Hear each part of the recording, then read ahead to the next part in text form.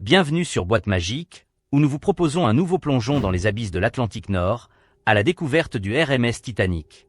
Coulé en 1912, il repose à plus de 3800 mètres de profondeur, dans une obscurité glacée et silencieuse. Depuis la localisation de son épave en 1985, des centaines de plongeurs, scientifiques et archéologues ont scruté son métal rouillé et les innombrables vestiges qu'il recèle. Mais le temps est compté. Des bactéries dévoreuses de fer s'attaquent à la coque, faisant du Titanic un site qui disparaît progressivement. Avant qu'il ne soit trop tard, il nous reste à explorer les témoignages qu'il renferme. Dans ce script, nous vous présentons 10 histoires ou phénomènes autour de l'épave, dans un ordre un peu différent de celui auquel on s'attendrait. Il ne s'agit pas seulement de la fameuse proue ni de la façon dont le navire s'est brisé, mais aussi de cargaisons méconnues, de liens militaires secrets, de nouveaux écosystèmes ou encore de reliques poignantes comme des chaussures, des valises, et même une statue de bronze à moitié enfouie. De la majesté d'un paquebot qui se voulait infaillible à l'humilité d'un débris, le Titanic incarne une tragédie universelle, où se mêlent drame humain, prouesses techniques et champignons marins. Installons-nous et partons à la rencontre de ces 10 aspects surprenants, chacun éclairant un PAN différent de cette épave légendaire.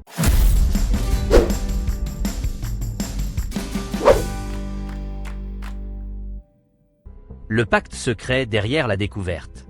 Contrairement à ce que l'on croit, le Titanic n'a pas été localisé uniquement pour la recherche historique. Derrière l'expédition de 1985, officiellement menée par Robert Ballard, se cache un accord avec la marine américaine. En pleine guerre froide, Ballard devait examiner les carcasses de 2 sous-marins nucléaires coulés, le Treasure et le Scorpion. Une fois la mission secrète achevée, il obtint l'autorisation de poursuivre son rêve, localiser l'épave du célèbre paquebot. C'est ainsi qu'en septembre 1985, les premières images d'une chaudière, puis de la proue, apparurent à l'écran. Le choc fut immense. 73 ans après la nuit tragique, on découvrait enfin la position exacte du « géant infaillible ». Le souci du secret pesait encore, puisque la marine ne tenait pas à ce que le public sache qu'elle finançait partiellement la chasse au Titanic. Mais la nouvelle se répandit vite, et cette percée scientifique marqua le point de départ d'une fascination mondiale. Le Titanic n'était plus un mythe insaisissable. Il devenait réalité accessible, quoique dangereuse, nichée dans les profondeurs marines. Depuis, la plupart des expéditions s'appuient sur les méthodes de cartographie mises en place à l'époque, révélant la grandeur et la fragilité de cette carcasse somptueuse. La rupture du navire. Quand le paquebot a sombré, beaucoup de survivants à bord des canots n'avaient pas tous la même version des faits. Certains parlaient d'un navire coulant d'un bloc, d'autres d'une coque scindée en deux. Ce n'est qu'après la découverte de l'épave qu'on a constaté que la proue et la poupe gisaient séparées sur le plancher océanique, distantes de plusieurs centaines de mètres, enclenchant ainsi la certitude que le Titanic s'était brisé avant de s'engloutir. Les recherches ultérieures ont montré à quel point la coque, soumise à des efforts immenses alors que l'avant s'enfonçait, avait fini par céder près de la ligne des cheminées. La poupe, s'abaissant puis se relevant, tourbillonna sans doute avant de sombrer à son tour.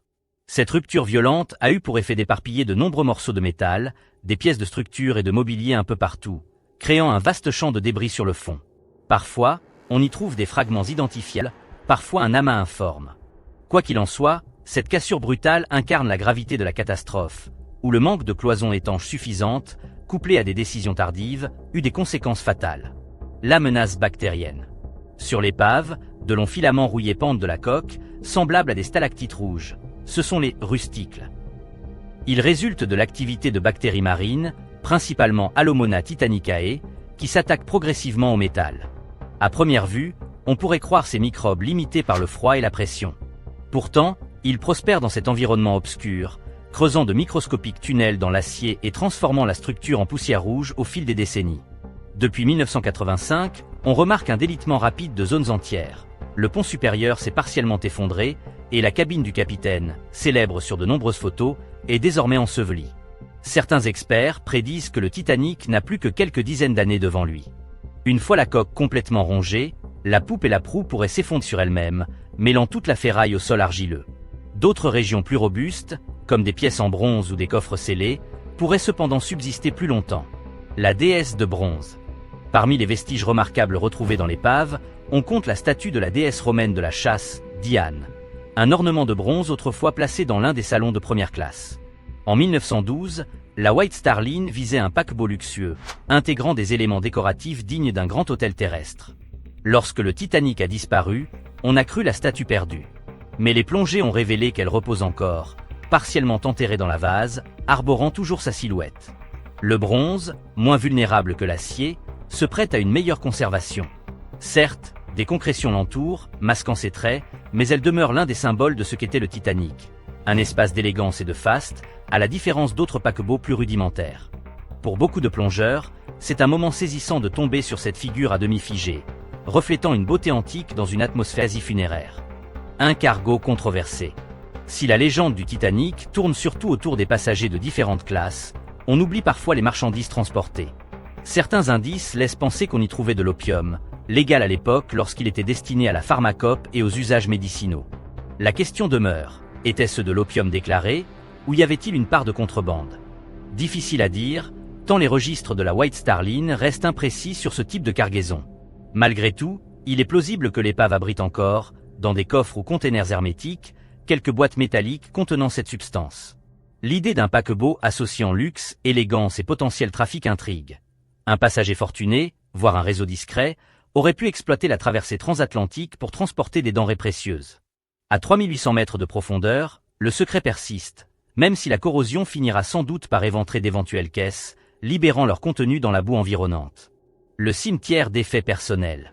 Quand on survole l'épave, on réalise la densité d'objets individuels dispersés dans la zone. Des photographies immortalisent notamment des chaussures gisant côte à côte, ou une valise fermée, ensevelie partiellement. Ces petits détails rappellent la dimension profondément humaine de la catastrophe. On tombe parfois sur le peigne d'un passager ou le jouet d'un enfant, chacun de ces articles étant en soi un trésor d'émotions, la trace tangible d'un destin brisé. Le plus poignant, c'est de se dire que nombre de ces effets sont restés tels quels depuis 1912. Peu d'organismes marins s'attaquent au cuir ou à certains tissus épais, d'où leur conservation relative. On parle souvent d'un « silence » autour de ces objets, comme s'ils émettaient un témoignage muet. Les explorateurs qui croisent ces reliques décrivent un mélange de fascination et de tristesse, car ils se sentent face à l'histoire intime de personnes qui n'ont pas eu la chance de voir le jour se lever le 15 avril 1912. Le champ de débris. Souvent, l'imaginaire collectif se focalise sur les deux grandes sections du Titanic, la proue et la poupe. Pourtant, la zone environnante, connue sous le champ de débris, est tout aussi cruciale pour comprendre la violence de la catastrophe. Sur une superficie dépassant une quinzaine de kilomètres carrés, on trouve une multitude de pièces démantelées, moteurs, poutres, hublots, vaisselle, voire des morceaux du grand escalier. Le Titanic ne s'est pas simplement déposé en douceur, il a explosé en fragments lors de la chute, surtout pour la partie centrale, déjà affaiblie. Explorer ce champ de débris, c'est reconstituer un puzzle géant et réaliser l'ampleur de la désintégration du navire. Les premières expéditions se concentraient plutôt sur la proue, jugée plus spectaculaire, mais la cartographie avancée a montré à quel point les indices les plus précieux pouvaient se loger à grande distance, à travers ce paysage sous-marin chaotique et pourtant figé. Le nouveau royaume sous-marin.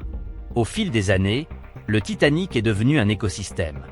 Les biologistes marins ont identifié, autour de la coque, des communautés de bactéries et de crustacés qui n'existent peut-être nulle part ailleurs. La pénombre, la pression extrême et l'absence quasi totale de lumière transforment l'épave en un récif artificiel très particulier. On y trouve des anémones, des vers tubicoles et quantité de micro-organismes se nourrissant des particules de rouille ou de débris organiques. Cet écosystème n'aurait pas vu le jour sans la présence de la coque, mais il contribue aussi à la rongée, un véritable cercle vicieux. Les bactéries dégradent la structure métallique, offrant plus d'abri aux créatures, qui elles-mêmes favorisent la prolifération d'autres organismes. Dans quelques décennies, ce micro-habitat pourrait disparaître entièrement lorsque la carcasse s'effondrera. Cette contradiction. Un navire englouti servant de refuge à la vie, tout en étant détruit par cette même vie, est l'une des facettes les plus fascinantes de l'histoire du Titanic. La proue et son triste sort. Au moment de sa localisation, la proue du Titanic surprenait les chercheurs par sa relative intégrité. On reconnaissait la silhouette fameuse, popularisée dans l'inconscient collectif comme la scène où un couple se tient bras tendus. Pourtant, en s'approchant, les plongeurs notaient déjà les déformations provoquées par l'impact final avec l'eau. Les ponts supérieurs étaient écrasés, les cloisons tordues, et des cabines entières affaissées dans un enchevêtrement de tôle. Depuis 1985, la proue s'est encore affaissée, sous l'effet conjugué des bactéries et de la pression. Des pièces telles que la cabine du capitaine ou la salle radio, autrefois photographiées par des submersibles, se sont en partie écroulées. Les dernières expéditions rapportent que le navire est méconnaissable, si on compare aux clichés initiaux. Chaque plongée est un compte à rebours. Un jour, la proue elle-même pourrait s'effondrer totalement, rendant impossible toute nouvelle observation de ce symbole légendaire. Pour conclure ce tour d'horizon, Impossible de ne pas revenir sur l'image la plus glaçante. Celle de chaussures qui semblent abandonnées par leurs propriétaires. Parfois seules, parfois en paire, elles sont devenues l'emblème de la dimension humaine du naufrage. Aucun ossement ne subsiste à cette profondeur, mais le cuir, lui, a mieux résisté. Les témoignages évoquent un fantôme de présence. On imagine la personne tomber à cet endroit, l'espace d'un instant, avant qu'elle ne soit emportée par le courant et la pression. Certaines plongées ont repéré un manteau à côté d'une paire de chaussures, comme si l'individu avait été soudainement arraché de ce monde. L'effet est si troublant que la plupart des spécialistes appellent au respect de ces zones, considérées comme des sépultures. Par ailleurs, ces derniers témoins incarnent un appel à l'humilité. Le Titanic, réputé insubmersible, a pourtant coulé en quelques heures, laissant derrière lui l'empreinte poignante de vies interrompues. À travers ces 10 points, nous avons exploré diverses facettes du Titanic, loin de la simple image d'un navire en 2 morceaux. Des objets personnels répandus sur le fond aux menaces bactériennes qui rongent la coque, en passant par un hypothétique stock d'opium ou des secrets militaires, l'épave recèle une mosaïque d'histoires singulières. Il ne s'agit pas seulement d'un monument historique, mais d'un lieu de mémoire, un écosystème involontaire et un puzzle archéologique que le temps efface peu à peu. Chacun de ces éléments nous rappelle à quel point la tragédie de 1912 est un pont entre le passé et le présent. La technologie moderne permet de descendre dans les abysses, mais ce que nous y trouvons dépasse la simple curiosité. C'est un témoignage du luxe, de la confiance aveugle dans la technologie et des conséquences dramatiques de l'iceberg qui a tout brisé. Sans doute, dans quelques décennies, il ne restera plus qu'un amas de particules rouillées, et le Titanic ne sera plus qu'une légende virtuelle.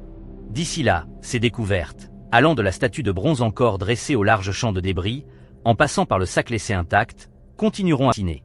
Merci d'avoir suivi Boîte Magique. Si ce récit autour de l'épave vous a intéressé, n'oubliez pas de laisser un pouce bleu, de commenter et de vous abonner. Nous espérons vous avoir fait ressentir la solennité et la complexité de ce lieu, à la fois sanctuaire sous-marin et rappel douloureux des limites de l'ingéniosité humaine.